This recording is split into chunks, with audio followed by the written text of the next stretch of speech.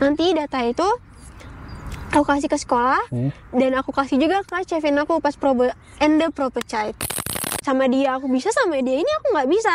Itu tantangan aku banget kayak. Jadi omongannya tuh jadi beda gitu antar pasti ke Kevin aku. Aku denger nih di Practice Letterin kamu, nilai kamu segini, di sekolah gimana, belajarnya enak. 1, 2, 3, los geht's. Mau kabur aja dulu ke Jerman tanpa persiapan? Jangan. Sini gue kasih tahu caranya biar bisa punya karir bagus di Jerman. Sebelum berangkat, lo harus paham bahasa Jerman. Nah, di Verba Jerman Edu, lo bisa belajar dari 0 sampai siap interview Ausbildung. Dan yang paling penting, proses Ausbildung harus legal dan aman. Of course, Verba bisa bantu kalian Ausbildung ke Jerman tanpa ribet dan tentunya aman. Jangan buang-buang waktu, siapin dari sekarang. Daftar kursus bahasa Jerman di Verba Jerman Edu buat siapin karir cemerlang kalian di Jerman. For more info, gue kasih link Verba di deskripsi.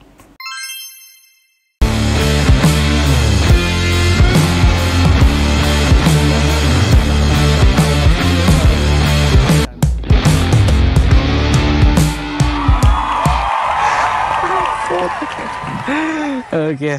Nah, Jadi kabur aja dulu. Kabur. kita kan udah kabur aja dulu.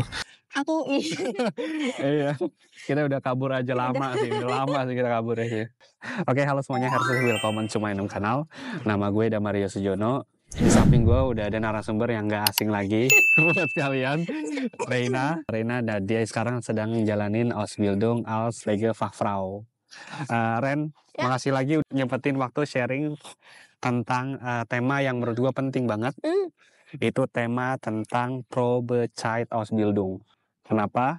Karena kalian harus paham bahwa kalau misalnya kalian dapat stelle, dapat tempat Ausbildung, bukan berarti kalian bisa di situ sampai lulus gitu. Jadi seperti halnya dengan kerjaan full time, kalian ada namanya masa percobaan atau Probezeit. Nah, di video ini spesifik gue akan ngebahas tuntas tentang Probezeit Ausbildung, dan tentu aja gue nggak sendiri, gue sama Reina yang akan siap ngebantu gue ngejelasin topik-topik ini gitu. Siap, Ren? Siap. Iya. Nah, pertanyaan yang paling dasar nih, apa itu Probezeit dalam konteks Ausbildung di Jerman dan berapa lama masa tersebut berlangsung? Oke. Jadi Probezeit itu masa percobaan.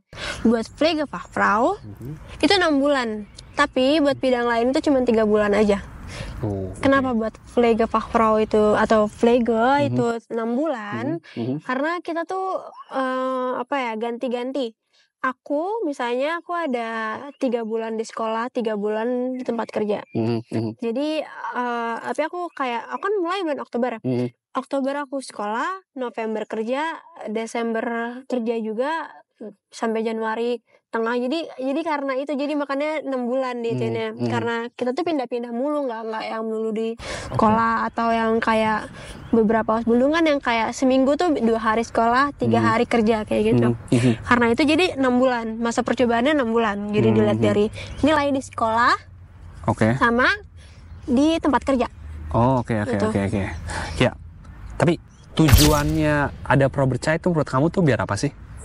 Biar nih, kalau misalnya buat aku pribadi Probezeit itu bagus karena di dalam 6 bulan itu kita tuh bisa lihat kan, kayak kita udah bisa ini nggak sih, kayak lihat kayaknya Pflege ini bukan buat aku deh, atau Pflege ini aku banget deh. Jadi kita tuh tahu pekerjaannya kayak gimana, dan selama 6 bulan itu tuh kita masih, kalau misalnya nggak suka kita bisa keluar dengan gampang gitu. Kita nggak perlu yang ribet-ribet banget gitu, gampang. Ketika nanti di akhir itu mungkin di pertanyaan selanjutnya.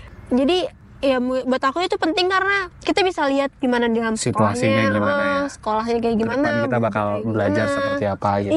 Karena lingkungannya juga penting ya buat. Betul. Lingkungan dalam artian koleganya.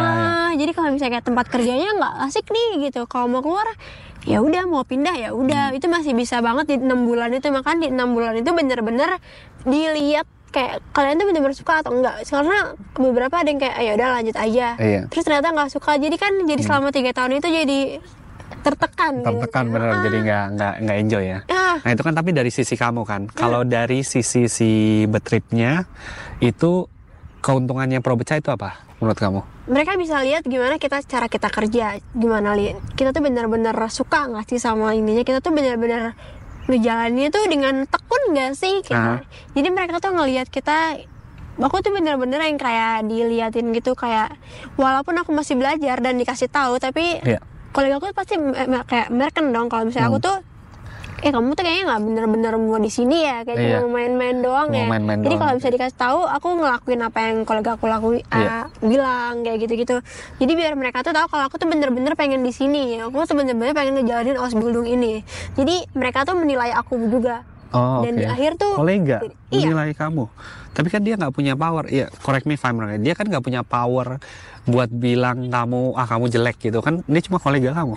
Tapi Kevin aku bakal nanyain ke kolega-kolega aku, ini gimana nih si Reina nih, karena di akhir udah mulai kayak ini, karena pokoknya di akhir kolega aku bakal bilang, iya aku dengar dari kolega kamu kerja kamu bagus gitu. Berarti penting banget buat menjalin koneksi juga sama hubungan ya sama kolega ya. Keren. Pertanyaan selanjutnya kan ini sebenarnya kamu udah sempat nyinggung jawabannya tentang kayak proses evaluasinya sih dari si Betripnya sendiri. Evaluasi apa sih selama probechat? Maksudnya ada kriterianya tuh apa aja sih? Kalau ini kriteria 1 cek, kriteria 2 cek, itu apa aja sih kriteria? Yang pertama, aku tuh inisiatif nggak sih buat nanya. Kalau aku yang kayak oke ya disuruh Reina bersihin ini, Reina bersihin ini, tapi aku ada nanya nggak sih?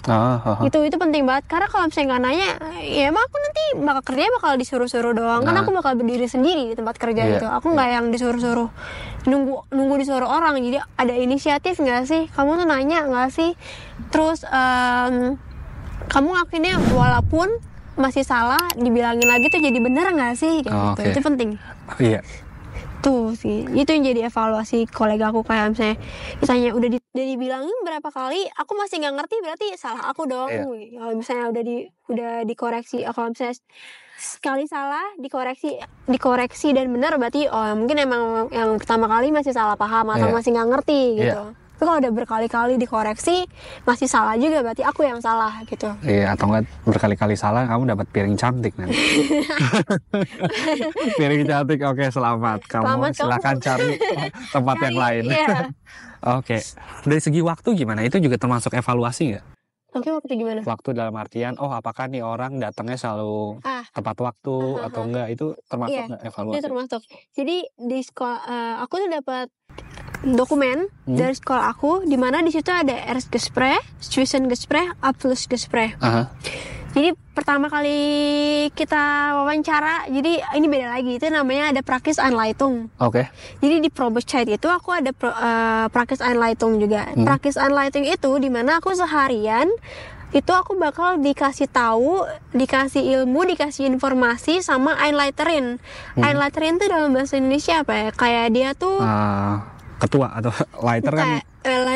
Kayak dia tuh kayak coach gitu loh, kayak coach. Pelatih. Pelatih.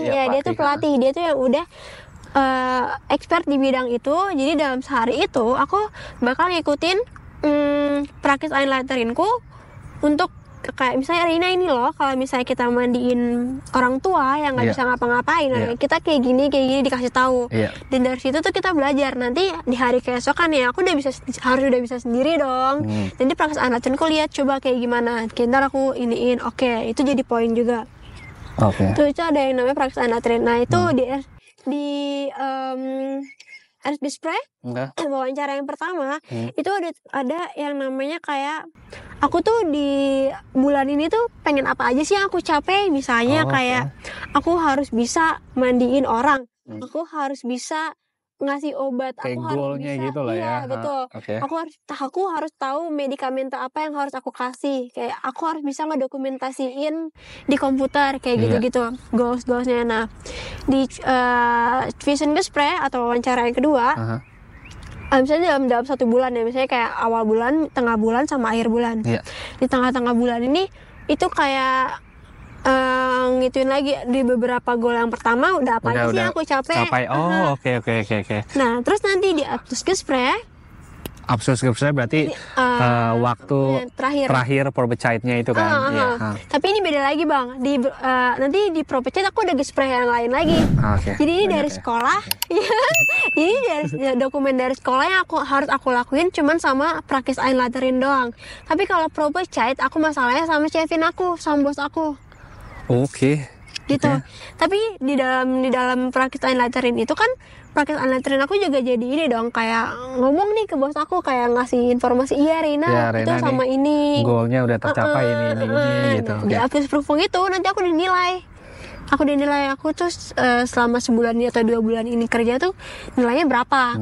Nanti itu kayak ada misalnya kayak inisiatifnya tuh aku masih yang biasa aja kah, atau meningkat kah, atau menurun kah, itu dinilai sama praktis einlaterin itu.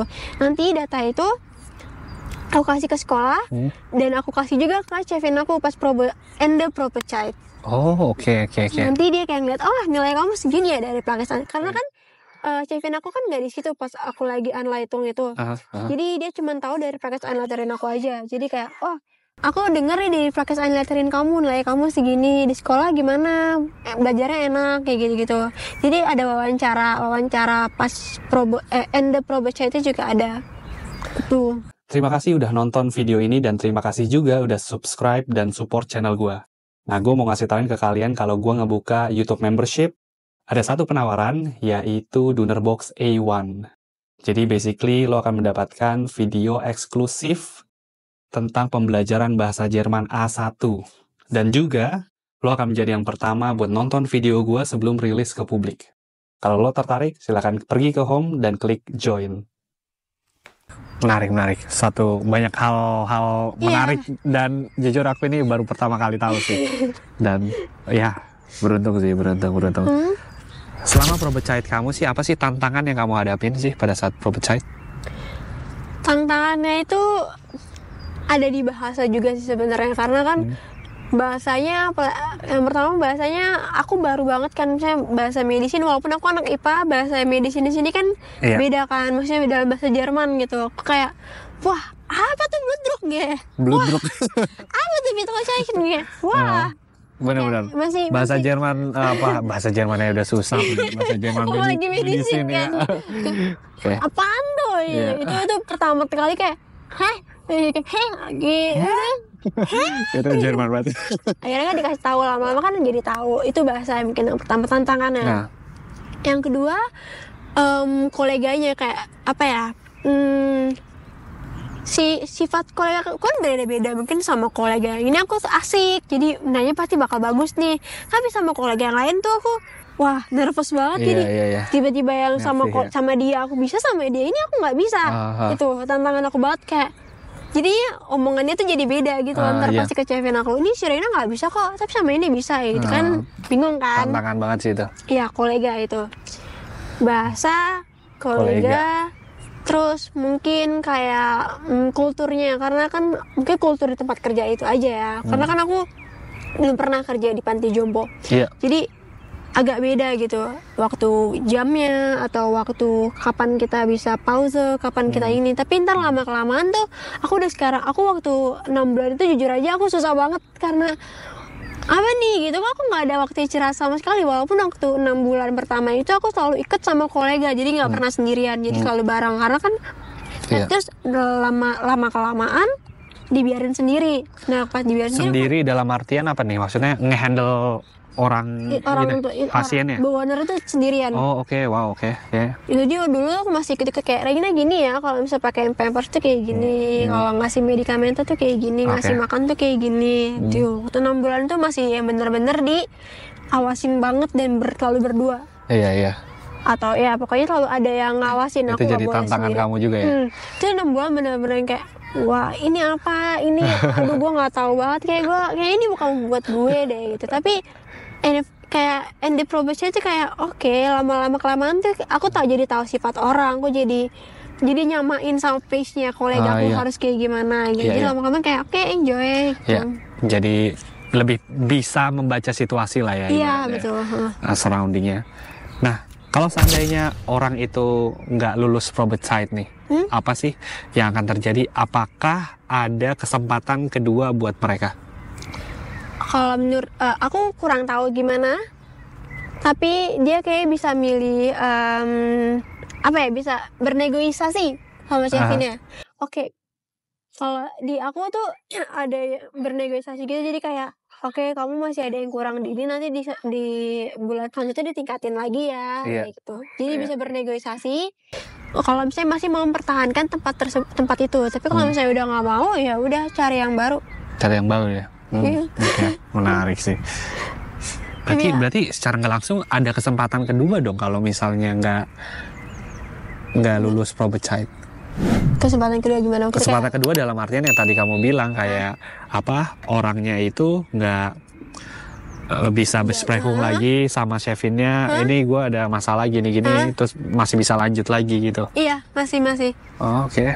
Oh ya, terus pas and the probecite juga kayak chefinku nanya ada kesulitan kah atau apakah. Terus pun kalau misalnya ada masalah sama koleganya, aku harus kayak buka-bukaan gitu loh. Ntar chefin itu bakal menegur. Negur orang gitu. Jadi kayak aku di Enda itu aku kayak bener-bener ngasih tahu positif dan negatifnya, kayak dan aku juga harus bisa menilai diri aku sendiri di kerjaan itu kayak gimana. Oke. Menarik. Sama nggak sih hak dan kewajiban kamu pada saat probecite dan setelah probecite? Sama ya? Karena aku masih sularin kan, aku masih sekolah, jadi aku dapat hak yang sama. Sebenarnya pas probecite juga ya bedanya mungkin itu aja, karena aku kerja sendiri aja, jadi harus bisa sendiri. Dan gajinya pun sama ya? Sama. Bedanya probecite kayak cuma masa percobaan aja, kayak aku tuh bisa atau enggak gitu. Dan kamu bilang pada saat probecite, of course kamu nggak sendirian, kamu dibantu sama kolega kamu untuk nge-handle pasiennya ibaratnya kan ya. Jadi kamu nggak dilatih sendiri, itu bisa jadi nilai positif, bisa jadi nilai tantangan juga kan ya tadi kamu bilang kan, karena apa-apa selalu diawasin gitu. Koleganya salah sedikit, koleganya best friend. Iya, jadi kayak kamu kayak gitu sih, kamu gitu aja nggak bisa, misalnya ada yang kayak gitu kan biasanya. Tapi ada beberapa yang kayak nggak apa-apa, kamu kan masih sulerin kan, kamu kan masih baru nih, kayak gini ya, ada yang kayak gitu. Bener-bener deh itu aku kayak bener-bener harus baca karakter orang. Dukun kali ya. Buat kolega kamu yang annoying itu, kamu mau bilang apa kamu? Aduh, nggak, sekarang kita udah temenan kok. Oh, udah temenan ya? Karena aku udah tahu dia kayak gimana. Oke. Aku juga penasaran nih, beda nggak sih kayak Azubi internasional sama Azubi asli Jerman in terms of probecite, diperlakukan beda nggak? Diperlakukan beda atau enggak sama aja sih sebenarnya, nggak ada yang dibeda-bedain. Cuman mungkin kalau misalnya orang sini asli kan dia lebih fleksibel bahasanya, kayak fleksibel kayak ya dia lebih bisa bergaul sama itu ya, jadi lebih enak gitu kalau misalnya ngobrol dan lain-lain. Cuman kalau buat internasional yang aku perhatiin juga dari teman-teman aku, dari kolega aku, kalau misalnya internasional tuh mereka kayak lebih ada abstan aja gitu kayak. Tapi kalau misalnya kalau Azubi yang dari sini kayak kumpul banget, jadi kayak bestie nih, dia langsung dikasih ini. Tapi kok aku nggak pernah digituin ya gitu. Mungkin aku mikirnya mungkin ya aku dibilang rasisme juga bukan, karena alhamdulillah bukan aku sendiri yang ngerasain. Kalau aku ngerasain sendiri kayak wah jahat banget nih, tapi di teman-temanku yang lain yang dari negara-negara lain pun merasakan hal yang sama. Jadi aku kayak ada temennya gitu kan. Ibaratnya secara nggak langsung kayak Jerman kumpul sama Jerman sendiri gitu ya. Kayak emang banyak yang keluar gitu.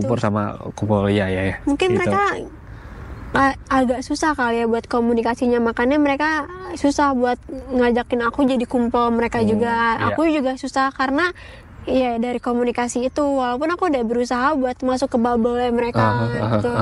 Tapi kalau misalnya ada orang lain yang baru datang tuh langsung kayak kok deket banget, kok langsung diajak main keluar gitu. Mungkin ya emang karena orang sini kali ya. Iya. Menarik. Tapi kalau dalam hal-hal yang kayak strukturnya, terus apa aja yang dilakuin tuh nggak kok sama semuanya. Kira-kira kamu pada saat sebelum probecite itu ada hal-hal yang kamu persiapin gak sih sebelum probecite itu? Nggak ada. Aku bener-bener yang kayak kertas kosong. Aku nggak nyiapin apa-apa karena aku sengaja. Aku pengen banget tahu dari expertnya tuh kayak gimana. Jadi aku bener-bener kertas kosong ya. Aku nggak nyiapin apa-apa. Jadi kalau ditanya kamu tahu ini nggak? Aku bilang aku nggak tahu. Jadi biar bener-bener aku tuh dikasih tahu. Kalau misalnya bilang aku tahu dan ternyata nggak tahu. Coba kayak gimana gitu. Aku nggak tahu, salah. Ya mending aku bener-bener aku bilang aku nggak tahu, walaupun aku tahu sedikit mungkin. Aku ngebiarin diri aku kayak kertas kosong aja gitu. Iya, menarik. Nah, pertanyaan terakhir nih Ren. Pada saat kamu selesai probate site nih, kira-kira apa sih yang akan terjadi? Apakah kamu akan dapat kontrak baru kah? Ataukah kamu dapat apa? Kira-kira apa yang terjadi setelah kamu selesai probate site itu dan kamu dinyatakan lulus atau ya itu?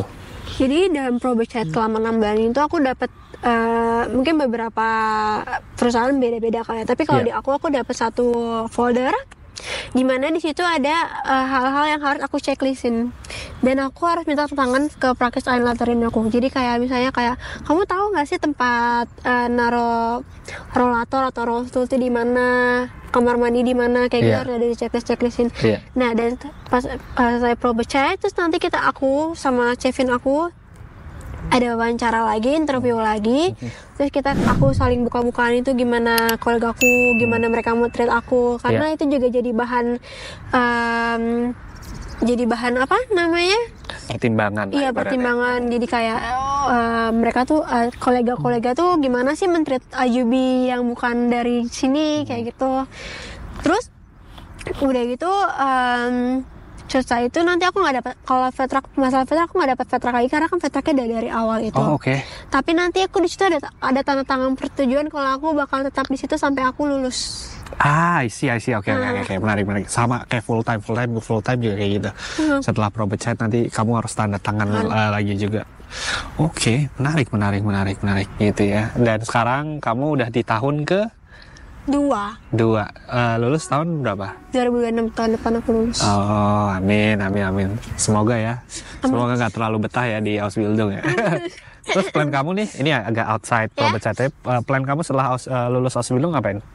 Aku tuh kan masih menunggu Ausen Einstein lain ya, kayak bidang-bidang lain. Karena aku generalistik kan, jadi aku pindah-pindah ke beberapa bidang kan. Aku tuh masih, karena aku lagi di rumah sakit nih kerjanya. Jadi sebelumnya aku lagi di ambulan, rawat jalan. Sebelumnya kalau kamu masuk ke mobil ambulan? Jadi ambulan yang di sini tuh beda sama ambulan yang di rumah sakit. Ambulan aku maksud.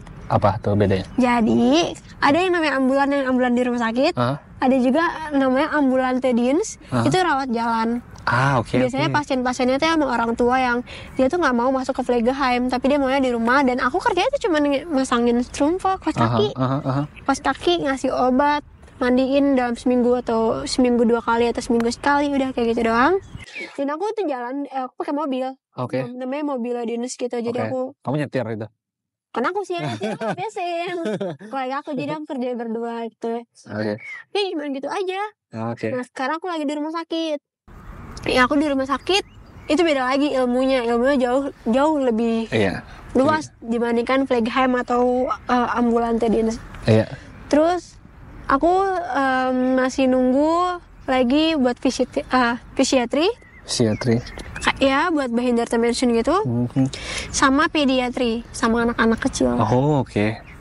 Pedagogis beda lagi sih. Pedagogis itu bisa Erwachsen dan oke, paham. Kalau pedagogis lebih kayak RC Herin sih kayaknya. RC Herin, benar. Oke. Sip. Good. Dan semoga lancar semuanya. Amin. Sampai ke depan, dan terima kasih juga udah sharing ke teman-teman nih Ren tentang probate site Ausbildung ini. Jadi semoga teman-teman bisa mendapatkan beberapa hal yang bermanfaat di video ini. Dan kalau kalian suka video ini, jangan lupa klik like, komen, dan subscribe. Supaya ngebantu channel ini untuk lebih berkembang. So, vielen Dank und auf Wiedersehen. Bye bye. Ciao.